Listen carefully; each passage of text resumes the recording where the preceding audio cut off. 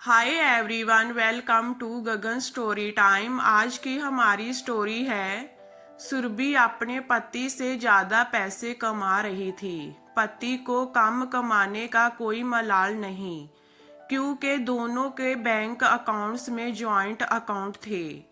दोनों एक कस्बे में रह रहे थे, लेकिन साझा परिवार होने के नाते गांव में भी पैसे भेजने पड़ते थे। घर वालों के चहेते बने थे। ज्वाइंट होने के नाते सुरभि निश्चिंत रहा करती थी।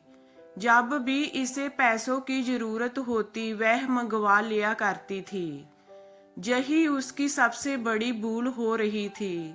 काम कमाकर भी बड़े भाई और भाभी के लाडले देवर बने बैठे थे। आज सुरभि ड्यूटी से जल्दी आ गई। सुरभि के पति जतिन ने पूछा, आज इतनी जल्दी क्यों आ गई? तुम्हारी तबीयत तो ठीक है ना?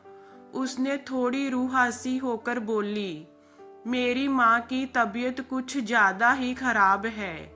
जतिन ने कहा, तबीयत तो अच्छा खराब होती ही रहती है, जाकर देख लो, और ज्यादा तुम कर ही क्या सकती हो? सुरभि को कुछ अटपटा से लगा। जतिन की आवाज में तीखापन था। सुरभि ने कहा, मेरी माँ बहुत बीमार है।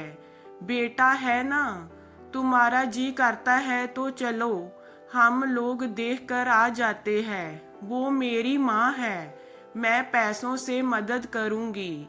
जतिन उनका भी परिवार है, परिवार में तो लेन देन चलता ही है, वह लोग मदद करेंगे। सुरभि तुम क्यों उतावली हो रही हो?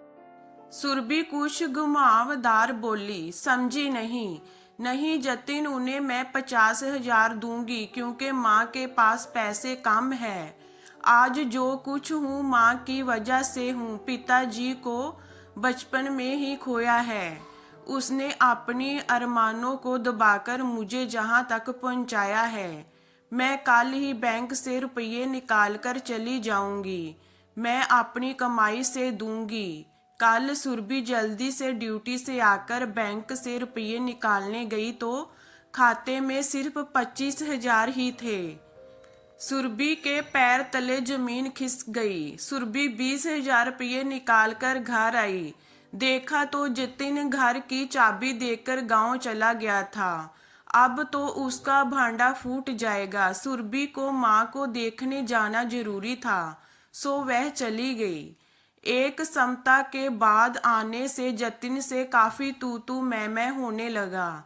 आपस में बातें इतनी काफी उलझ गई कि सुरभि बिल्कुल निढाल हो गई। उसे अपनी नासमझी पर काफी अफसोस होने लगा। वह सन्न हो गई और मन ही मन सोचने लगी, मैं आत्मनिर्भर होकर खाली हाथ ही रह गई। ये सवाल बार बार खुद से कर रही थी। तो दोस्तों, आत्मनिर्भरता सिर्फ कमाने से नहीं, हर कदम पर और पैसों के मामले में तो बिल्कुल सतर्क रहें, वरना सुरभि की तरह हाल होंगे। तो ये हमारी स्टोरी आपको कैसी लगी हमें कमेंट में बताइए। लाइक कीजिए, शेयर कीजिए, एंड वॉचिंग के लिए थैंक यू।